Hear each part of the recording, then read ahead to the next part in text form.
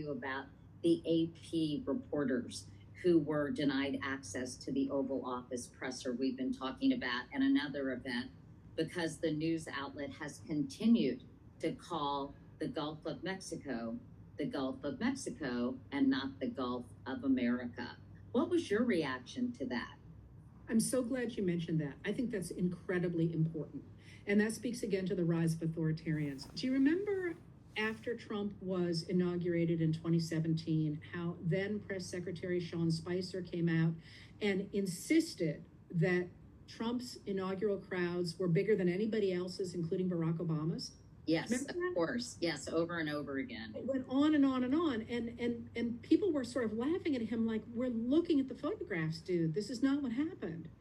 And that's actually really important, because if you as a rising authoritarian can force people to accept your vision of reality, at least to say they accept it, it does a number of important things. First of all, you are imposing your reality on over their eyes and ears and observations. You are saying what you said. You know, don't believe your lying eyes, believe what I tell you.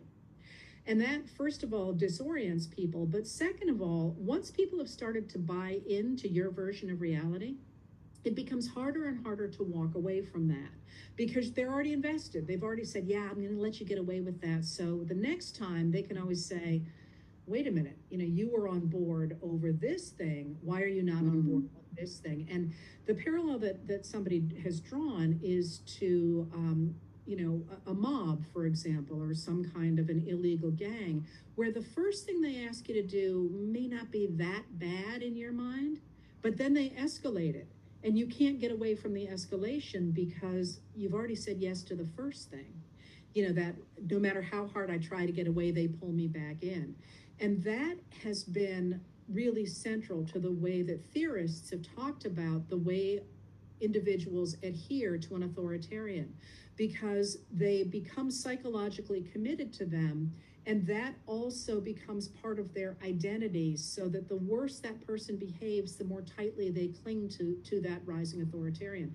And I always think about someone like Bellatrix Lestrange in Harry Potter, who the worse Voldemort treats her family, the tighter she clings to him, because he has become so important to her. So that idea that reporters have to use the Gulf of America when it has been called the Gulf of Mexico since at least the 1550s is, I think, a way to say, you're in my reality now, and you have to bow to my reality. And it's a terribly slippery slope, because once you start to say, okay, I'll let you get away with that, it's harder the next time to say no. That's a really important line to hold.